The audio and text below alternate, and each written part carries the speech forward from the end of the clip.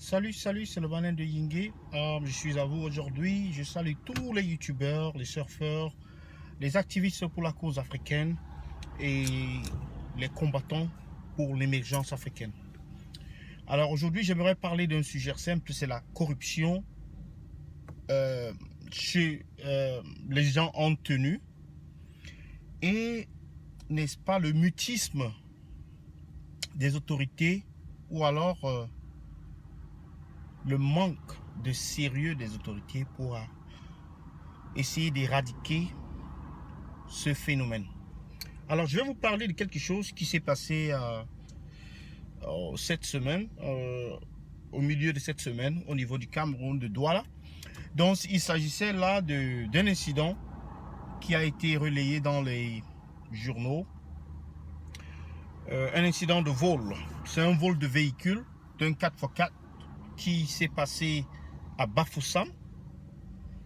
Un véhicule qui a été volé à Bafoussam par deux individus, dont deux adultes, deux hommes, qui ont volé le véhicule et qui l'ont transporté, qui l'ont utilisé en fait en roulant avec ce véhicule jusqu'à Douala avec des faux documents, c'est-à-dire des faux documents, en fait des documents qui appartenaient à un autre véhicule jusqu'à Douala et qui ont été interpellés au niveau de Douala, donc dans la ville de Douala ou à l'entrée de la ville de Douala, comme on peut le dire. Alors, lors de ce reportage qui est passé sur Equinox TV, l'un des commandants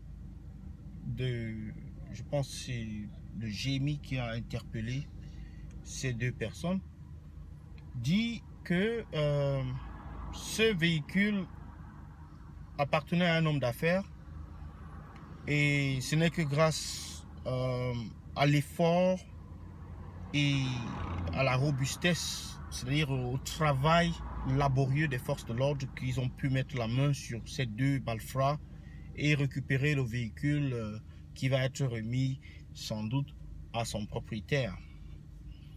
Et maintenant, se pose donc la question de savoir, entre nous, comment peut-il se faire qu'un véhicule volé quitte la zone de Bafoussam et arrive jusqu'à Douala sans que les forces de l'ordre, la police routière, la gendarmerie ne soient au courant ou ne rentrent en contact avec soit ces deux conducteurs ou soit ces deux malfrats, soit le véhicule en question. Comment est-ce que c'est possible qu'un véhicule puisse traverser une zone qui est dite un peu comme une zone de guerre et arriver jusqu'à Douala sans que ce véhicule ne soit stoppé? Donc, c'est pour vous démontrer ici que la corruption a atteint un niveau aussi inquiétant que même un véhicule volé, parce qu'un policier qui se fait corrompre ou bien qui accepte de se faire corrompre, parce que ce sera le cas lorsqu'il y a un véhicule qui n'a pas de document, qui n'a pratiquement aucun document, je vais dire en ordre, ce policier doit savoir que ce véhicule peut être un véhicule. Il est fort probable que ce véhicule soit un véhicule volé. Donc il sait ce qu'il est en train de faire.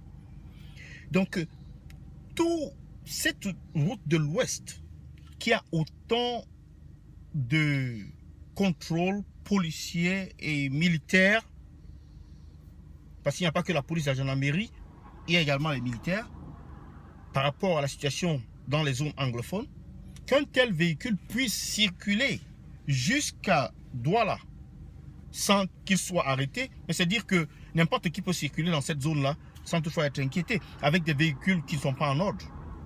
Et donc, tout le monde peut tirer ses conclusions. C'est simplement ici d'essayer de mettre à nu cette corruption morale et physique qui hante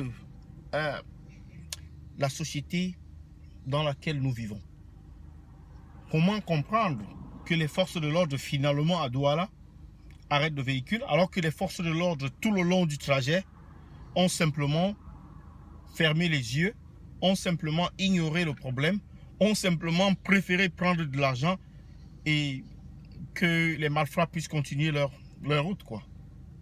Donc c'est ce que j'appelle ici un cas qui devrait être référé à la commission anticorruption. Comment peut-on donc arrêter des corrupteurs et les corruptibles et les corrompus? Comment peut-on les arrêter? Si on a des gens comme ça, deux malfrats qui sont prêts à dévoiler, oh j'ai donné 2000 à tel contrôle, j'ai donné 5000 à tel autre contrôle, il y avait, on sait quel policier, on sait quel élément était dans tel ou tel autre barrage. On le sait très bien. Et c'est comme ça qu'on prend des gens, parce que ceux-là ne méritent pas être des forces de l'ordre. Ceux-là ne méritent pas être dans une position de confiance. Ceux-là ne méritent pas être les garants de notre sécurité, puisque quelqu'un peut les corrompre et il continue, il va commettre des crimes là-bas. Donc, je mets ceci, je mets les autorités au challenge ici parce que il y a beaucoup de coups comme ça. Il y a beaucoup de coups pareils. Il y a des véhicules qui sont volés, qui sont transportés d'un coin à un autre sans que les forces de l'ordre puissent faire leur travail comme il se doit. Mais ils préfèrent plutôt prendre l'argent.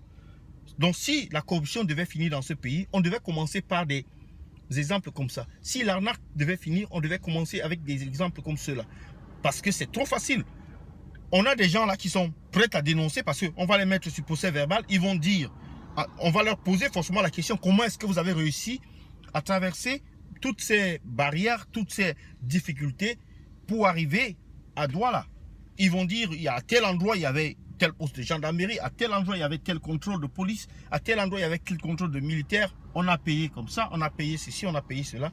Donc, ces informations, normalement, devraient être recueillies et qu'on remonte à la source et qu'on interpelle ces personnes-là qui ont facilité ce trafic et qu'ils puissent répondre de leurs actes et qu'ils soient retirés